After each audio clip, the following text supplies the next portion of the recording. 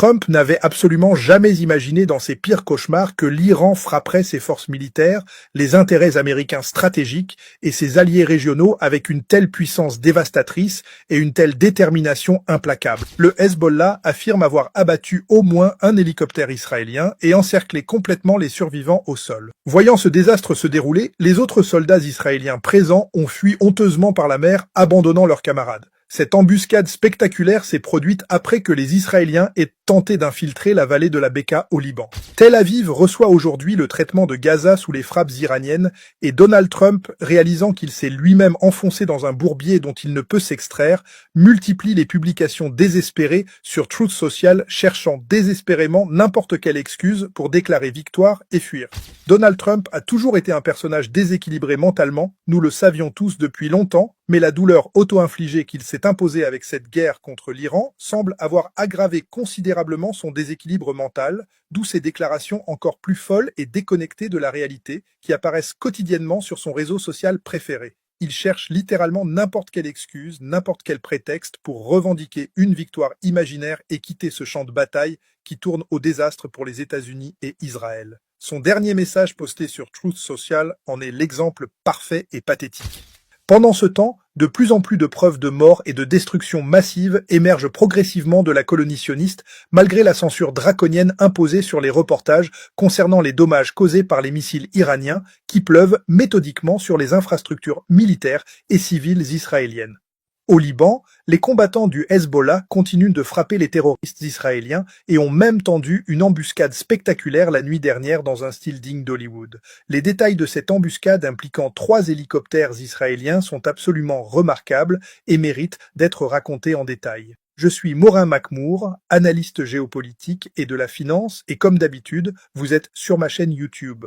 Soutenez cette vidéo avec un like, abonnez-vous massivement parce qu'aujourd'hui, l'analyse va révéler des informations choc.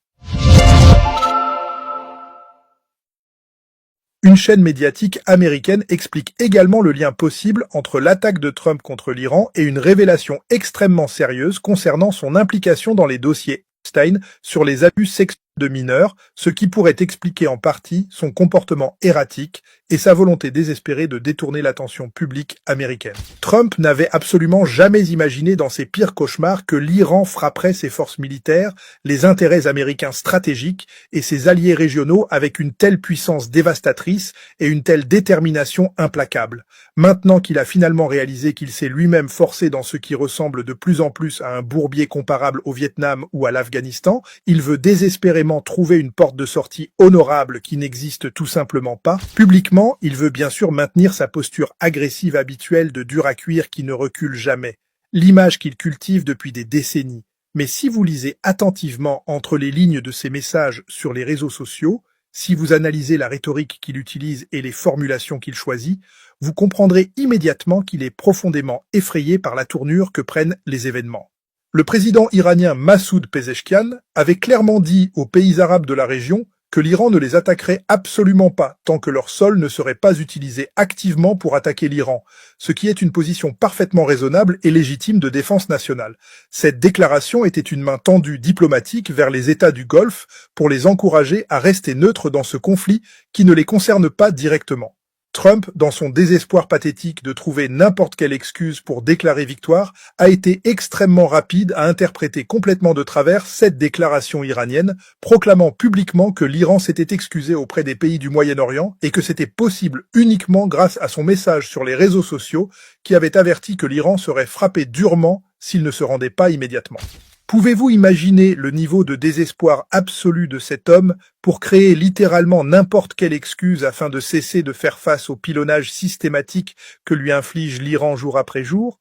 Pour éliminer toute ambiguïté possible et empêcher Trump de continuer à déformer ses propos, le président iranien a dû répéter très clairement ses positions sur Twitter pour que même les personnes les plus obtuses puissent comprendre. Ses tweets les plus récents qu'il a postés il y a quelques heures à peine se lisent textuellement comme suit. La République islamique d'Iran a toujours insisté sur la préservation et la continuation de relations amicales avec les gouvernements de la région basées sur le bon voisinage et le respect mutuel de la souveraineté nationale et de l'intégrité territoriale. Cela ne nie pas le droit inhérent de l'Iran à se défendre contre l'agression militaire des États-Unis et du régime sioniste. Nous résistons fermement jusqu'au dernier souffle dans la défense de notre pays. Les opérations défensives de l'Iran visent exclusivement des cibles et installations qui sont l'origine et la source d'actions agressives contre la nation iranienne, et nous les considérons comme des cibles légitimes. Maintenant, dites-moi honnêtement quel mot ou quelle phrase dans cette déclaration officielle vous donne la moindre idée que l'Iran s'est excusé de quoi que ce soit. Il n'y en a absolument aucun. Téhéran a toujours maintenu de manière parfaitement cohérente qu'il ne combattait pas contre le monde arabe en général, ajoutant qu'il ciblait uniquement les intérêts américains et israéliens qui l'agressent. C'est exactement ce que le ministre iranien des Affaires étrangères a dit récemment à son homologue qatari lors d'un entretien téléphonique diplomatique. On ne peut vraiment pas blâmer l'Iran si ces pays arabes ont permis la présence massive de troupes américaines et d'installations militaires sur leur sol national. Ils auraient dû prévoir que cela arriverait à un moment donné si ces bases étaient utilisées pour attaquer l'Iran. Pendant ce temps, un journaliste de télévision indien qui travaille pour une chaîne en Inde vient tout juste de rentrer chez lui après avoir été bloqué dans la colonie sioniste pendant plusieurs jours. Il confirme exactement ce qui est rapporté depuis le début, mais que les médias occidentaux refusent systématiquement de couvrir. Selon son témoignage direct de témoins oculaires sur place, les attaques iraniennes ont tué des centaines d'Israéliens et détruit une large portion de leur infrastructure civile et militaire. Il affirme avoir vu de ses propres yeux au moins 3 bâtiments entiers et tous leurs occupants littéralement disparaître de l'horizon dans une seule attaque de missiles iraniens vaporisés instantanément. Les médias israéliens contrôlés par la censure militaire prétendent ridiculement qu'une seule personne est morte, une seule victime dans toute cette guerre. Mais ce journaliste indien confirme qu'il y avait 4 maisons résidentielles touchées et que personne n'est sorti vivant de ces destructions massives. Les alarmes de détection de drones et de missiles retentissent constamment à travers tout le territoire de la colonie sioniste. Malgré la répression brutale et systématique imposée sur les reportages concernant les dommages réels causés par l'Iran, certaines vidéos authentiques ont réussi à sortir clandestinement et circulent maintenant sur les réseaux sociaux alternatifs et les chaînes Telegram qui échappent à la censure officielle. L'Iran fait face de son côté à des frappes aériennes brutales et criminelles de la part des agresseurs israéliens et américains qui choisissent délibérément et cyniquement de cibler les infrastructures civiles comme les hôpitaux, les installations sportives, les écoles élémentaires remplies d'enfants innocents. Jusqu'à présent, dans cette guerre criminelle, les terroristes israéliens et américains ont bombardé 18 hôpitaux qui soignaient des civils blessés, 7 écoles élémentaires pleines d'enfants et un stade de sport pouvant accueillir 12 000 spectateurs, massacrant au total plus de 300 civils iraniens innocents, dont 180 jeunes filles provenant d'une école élémentaire qui a été délibérément ciblée. C'est cela que définit comme un succès éclatant cet homme mentalement malade appelé Donald Trump. Son désir pathologique de causer de la brutalité, particulièrement envers les enfants sans défense, sera rendu encore plus clair dans les révélations sur les dossiers Epstein qui émergent maintenant. Ailleurs dans la région, les Iraniens ont infligé encore plus de dommages considérables au système de défense aérienne américain déployé massivement pour protéger les intérêts occidentaux. Hier, ils ont complètement détruit un site de missiles Patriot américains aux Émirats arabes unis dans une frappe de précision chirurgicale. Les images qui circulent montrent l'étendue massive des dégâts que ces attaques iraniennes méthodiques ont causés aux installations militaires américaines supposément imprenables.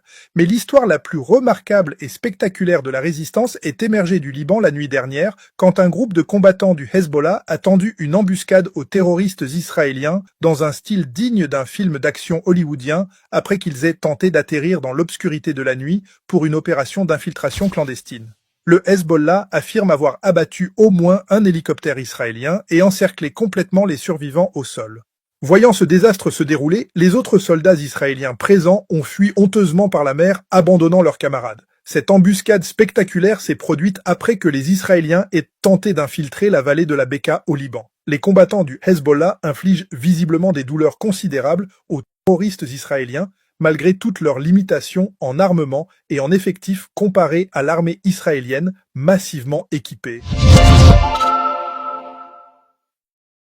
Ce matin même, le Hezbollah a demandé aux résidents israéliens du nord d'évacuer immédiatement leurs maisons et leurs villes parce que le Hezbollah allait lancer un barrage massif d'attaques de roquettes sur les positions militaires et les colonies israéliennes. Les résidents de Tel Aviv se plaignent maintenant publiquement du non-fonctionnement complet du système d'alerte censé les prévenir des attaques entrantes.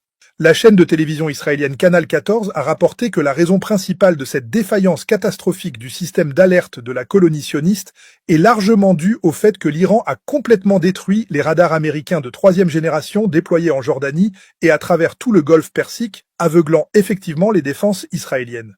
Un tweet israélien résume parfaitement bien la réalité de la propagande mensongère contre l'Iran diffusée par les médias occidentaux. Il écrivait textuellement « 5 alarmes en 13 heures, ce qui signifie au moins 5 missiles provenant d'Iran, probablement le double de ce nombre en réalité. Et nous n'avons même pas encore parlé des alarmes provenant du Liban et du Hezbollah. Et pourtant, les médias et les chambres de résonance propagandistes sur certaines chaînes continuent de dire au public que la capacité de tir de l'Iran s'affaiblit progressivement. C'est le mensonge inverse de la réalité observable. Avant de continuer, j'espère que vous vous êtes abonnés pour toujours recevoir mes prochaines vidéos et aussi pour soutenir la chaîne. Si ce n'est pas fait, faites-le maintenant. Des analystes militaires américains indépendants estiment maintenant que Tel Aviv reçoit littéralement le traitement de Gaza sous les bombardements iraniens systématiques, une comparaison qui devrait faire frémir tous ceux qui ont vu les images de destruction totale de Gaza. On sait indirectement à quel point Israël a été gravement endommagé, même si la censure militaire israélienne cache systématiquement l'ampleur réelle des destructions.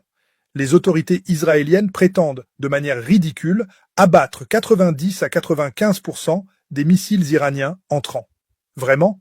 Alors montrez les images probantes, parce que vous savez quoi, c'est extrêmement facile techniquement de publier des vidéos qui montrent boom flash à répétition quand ces ogives sont effectivement détruites par les interceptions israéliennes en altitude. Eh bien, ils ne font absolument pas cela et ne publient aucune preuve visuelle. La raison pour laquelle ils contrôlent l'information de manière aussi serrée et draconienne est qu'ils prennent un pilonnage absolument dévastateur qu'ils ne peuvent pas cacher complètement. Des sources ayant accès aux deux réseaux sociaux russes qui ne sont pas montrés en Occident confirment que Tel Aviv reçoit effectivement le traitement de Gaza en ce moment même, ce qui signifie qu'il y a des destructions très significatives dans toute la ville. Le point crucial est que si les choses allaient réellement bien pour vous militairement, si vous conquériez du territoire et capturiez des ennemis à gauche et à droite comme vous le prétendez, vous devriez montrer fièrement les preuves visuelles de vos succès. Vous devriez diffuser les vidéos triomphalement. Vous ne cacheriez absolument pas cela. Vous sortiriez publiquement et vous vanteriez en disant « Regardez ce que nous avons accompli, regardez nos victoires éclatantes ». Or, on ne voit rien de tout cela venant d'Israël. Au contraire, il y a maintenant confirmation que les Koweïtiens ont effectivement abattu ces 3 chasseurs F-15 américains dont on parlait, information qui avait d'abord été accueillie avec scepticisme, mais qui vient maintenant d'une source militaire fiable et confirmée. Les Koweïtiens ont abattu les 3 F-15 américains et ils ont également abattu un nombre considérable de drones américains survolant leur espace aérien. Des pilotes américains déclarent maintenant ouvertement qu'ils préféreraient voler au-dessus de l'Iran plutôt qu'au-dessus du Koweït. Ils pensent qu'il est plus sûr de voler au-dessus du territoire iranien qu'au-dessus du Koweït, allié supposé. N'est-ce pas absolument fascinant comme renversement de situation ? L'Iran a également réussi à frapper une base saoudienne qui était également utilisée secrètement par les troupes américaines déployées dans la région. Maintenant, comment exactement les Iraniens sont-ils parvenus à connaître ce détail crucial et hautement confidentiel sur la présence américaine dans cette base? Si vous suivez les rapports du Washington Post, les Russes partagent des renseignements clés absolument cruciaux sur la présence exacte des troupes américaines et d'autres actifs militaires dans le Golfe directement avec l'Iran, fournissant les coordonnées GPS précises.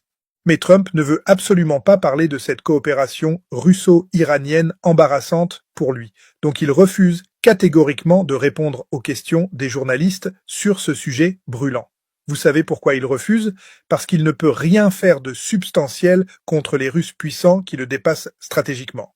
Un journaliste a récemment tenté de lui poser cette question directement et la réaction de Trump a été révélatrice de son impuissance.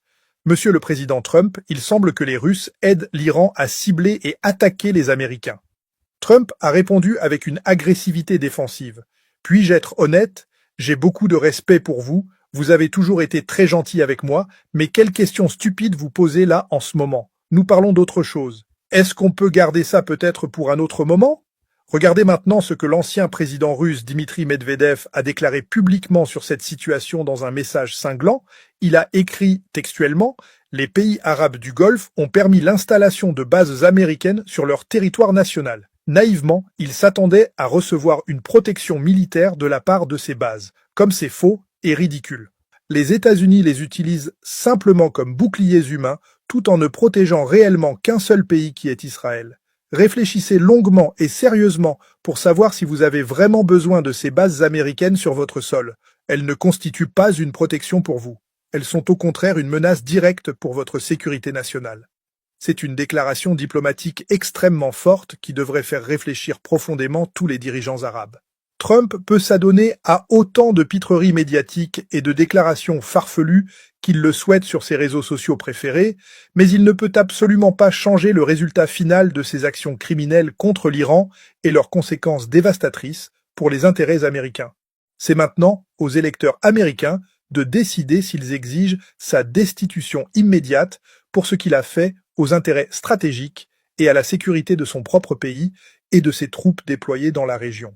Les révélations qui émergent maintenant concernant les dossiers Epstein sur les abus sexuels pourraient expliquer en partie pourquoi Trump a déclenché cette guerre désastreuse contre l'Iran précisément à ce moment. Le département de la justice de Trump vient tout juste de télécharger de nouveaux documents du FBI qui manquaient dans les publications initiales des dossiers Epstein sur le réseau pédophile. La chaîne MSNBC est en train d'éplucher méticuleusement ces nouveaux fichiers explosifs en ce moment même. Ils prennent leur temps pour s'assurer qu'ils rapportent correctement les informations et veulent être extrêmement prudents sur ce qu'ils diffusent à l'antenne publiquement. Voici ce qu'ils peuvent confirmer pour le moment. 3 de ces documents nouvellement publiés sont des mémos FBI 302, des notes que les agents du FBI utilisent pour résumer les entretiens avec les témoins lors de leurs enquêtes. Ces notes contiennent des allégations non corroborées mais extrêmement graves d'agressions sexuelles contre Donald Trump personnellement. Plus spécifiquement, elles détaillent le témoignage non corroboré d'une femme qui accuse Donald Trump et Jeffrey Epstein de l'avoir agressée sexuellement il y a des décennies quand elle était juste une adolescente mineure. L'un des nouveaux documents se lit en partie textuellement comme suit. Il a été demandé à la témoin caviardée si elle se sentait à l'aise pour détailler ses contacts avec Trump. La témoin caviardée a de nouveau demandé quel serait l'intérêt de fournir ces informations à ce stade de sa vie, alors qu'il y avait une forte probabilité que rien ne puisse être fait à ce sujet légalement. Il y a de nombreuses zones caviardées sur ces formulaires officiels pour protéger l'identité des victimes. Trump a depuis longtemps nié catégoriquement tout acte répréhensible lié à Jeffrey Epstein et son réseau pédophile. Mais ces nouveaux documents du FBI soulèvent des questions extrêmement sérieuses. Est-ce une coïncidence que Trump ait déclenché une guerre massive contre l'Iran exactement au moment où ces documents explosifs commençaient à émerger publiquement? Beaucoup d'analystes pensent que non, que c'est une stratégie délibérée de détournement d'attention médiatique classique. Pendant que Trump s'enfonce dans ses mensonges et ses diversions désespérées, l'Iran continue méthodiquement ses opérations de représailles légitimes contre l'agression américano-israélienne. Chaque missile iranien qui frappe une base américaine ou israélienne, chaque drone qui détruit une installation militaire, chaque système de défense aérienne patriote qui est réduit en ferraille fumante, tout cela démontre l'échec catastrophique de la stratégie trumpienne qui pensait pouvoir intimider et soumettre l'Iran par une simple démonstration de force brutale.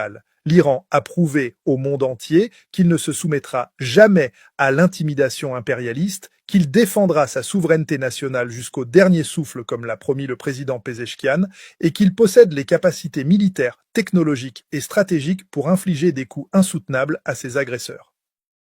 La situation actuelle à Tel Aviv, où les résidents vivent dans la terreur constante des sirènes d'alerte, où le système de détection précoce ne fonctionne plus correctement parce que l'Iran a détruit les radars américains qui le supportaient, où les bâtiments disparaissent littéralement de l'horizon sous les frappes de missiles iraniens de précision, tout cela représente un renversement historique du rapport de force au Moyen-Orient. Pendant des décennies, c'étaient les Palestiniens, les Libanais, les Syriens qui subissaient l'agression israélienne sans pouvoir se défendre efficacement. Aujourd'hui, pour la première fois, Israël goûte à sa propre médecine et découvre ce que signifie vivre sous la menace constante de destruction venue du ciel. Cette inversion est profondément significative et marque un tournant historique dans l'équilibre des pouvoirs régionaux. Les déclarations de plus en plus erratiques de Trump sur Truth Social, ses tentatives pathétiques de déformer les déclarations iraniennes pour prétendre à des victoires imaginaires, son refus de répondre aux questions sur l'aide militaire russe à l'Iran, tout cela dépeint le portrait d'un homme qui réalise progressivement qu'il a commis l'erreur stratégique la plus grave de sa présidence. Il pensait que bombarder l'Iran serait comme bombarder la Syrie ou le Yémen, des pays affaiblis qui ne pouvaient pas riposter efficacement. Il a découvert à ses dépens que l'Iran est une puissance régionale majeure avec des capacités militaires sophistiquées, une détermination inébranlable et des alliés stratégiques puissants comme la Russie et la Chine qui lui fournissent renseignements et soutien diplomatique. Les équipages des porte-avions américains qui patrouillent dans le Golfe depuis des mois sans toucher terre, épuisés et démoralisés, se demandent maintenant pourquoi exactement ils risquent leur vie. Les pilotes américains qui préfèrent voler au-dessus de l'Iran qu'au-dessus du Koweït allié témoignent de l'absurdité totale de cette guerre. Les familles des soldats tués dont les cercueils commencent à arriver aux États-Unis, drapés du drapeau américain, demandent des comptes sur les objectifs réels de cette opération militaire désastreuse. Trump ne peut plus cacher indéfiniment les pertes américaines croissantes, les destructions d'équipements militaires coûteux, l'échec manifeste à soumettre l'Iran malgré des semaines de bombardements intensifs. Le Hezbollah libanais qui multiplie les embuscades spectaculaires contre les forces israéliennes, abattant des hélicoptères et forçant les soldats israéliens à fuir honteusement, démontre que l'axe de la résistance régionale fonctionne de manière coordonnée et efficace. L'Iran ne combat pas seul dans cette guerre imposée par l'agresseur américano-israélien. Il peut compter sur ses alliés régionaux qui partagent la même vision d'un Moyen-Orient libéré de la domination impérialiste occidentale et de l'occupation sioniste. Les Houthis du Yémen qui menacent de fermer la mer Rouge, le Hezbollah libanais qui pilonne le nord d'Israël, les groupes de résistance irakiens qui attaquent les bases américaines, tous ces acteurs forment un front uni de résistance qui complique exponentiellement les calculs stratégiques de Washington et Tel Aviv. Trump pensait affronter l'Iran isolé et seul. Il découvre qu'il fait face à tout un axe de résistance régionale déterminé et de plus en plus efficace militairement. Les révélations sur les dossiers Epstein qui émergent maintenant au pire moment possible pour Trump ajoutent une dimension supplémentaire à cette débâcle. Si ces allégations d'agression sexuelle sur mineurs devaient être confirmées et amplifiées médiatiquement, cela pourrait paralyser complètement sa capacité politique à conduire cette guerre et le forcer soit à une escalade encore plus désespérée pour détourner l'attention, soit à chercher une sortie précipitée du bourbier iranien. Dans les deux cas, l'Iran aura démontré qu'une nation déterminée à défendre sa souveraineté, même face à la plus grande puissance militaire mondiale, peut non seulement résister mais infliger des coups stratégiques insoutenables à l'agresseur.